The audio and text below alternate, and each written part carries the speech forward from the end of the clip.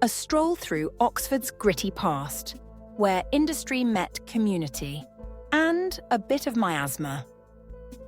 Forget dreaming spires for a moment, and let's take a jaunty little jaunt back to Victorian Oxford, where the real hustle and bustle happened.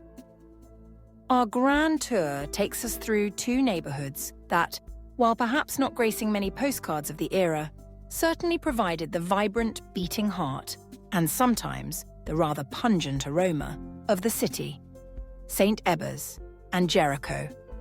Imagine, if you will, the gentle clanking of canal boats in Jericho, a melody quite distinct from the distant church bells.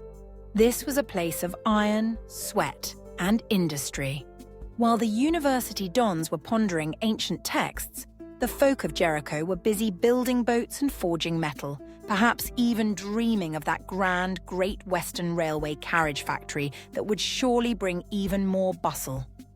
A skilled carpenter might be whistling a tune as he shaped timber, while his neighbour, a hearty boat builder, meticulously patched a hull, all while the distinct scent of coal smoke mingled with the damp canal air. Just a hop, skip, and a jump, though perhaps a rather muddy one. Away, we find ourselves in St. Ebbe's. Here the air might have had a peculiar tang, the unmistakable perfume of the gasworks. A veritable beacon of progress and employment for many a local. While today we might wrinkle our noses, back then, it was the smell of jobs and, quite literally, the light of the city. Now let's be frank, these weren't exactly luxury abodes. Housing was compact. Imagine families, and sometimes what felt like extended families, nestled into cosy quarters, with the shared outdoor privy being less a convenience and more an adventurous expedition. And yes, the drainage could be, shall we say, temperamental.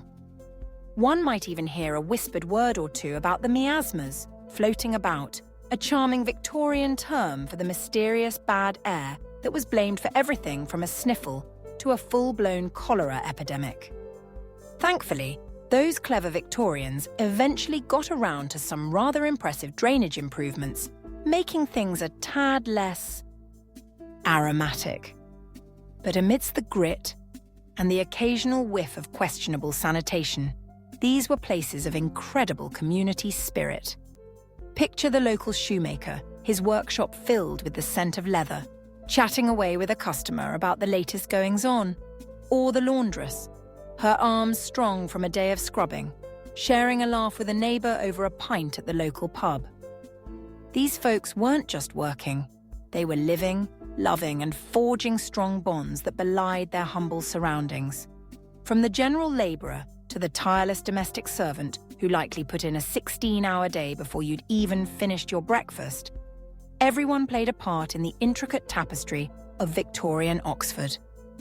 So, the next time you're strolling through modern Oxford, spare a thought for the bustling, industrious, and wonderfully human communities of St. Ebbe's and Jericho. They might have been called slums by some, but for those who lived there, they were home, a lively, hard-working, and unforgettable chapter in Oxford's rich history, proving that even where conditions were tough, community spirit, and perhaps a good sense of humour about the plumbing, could truly shine.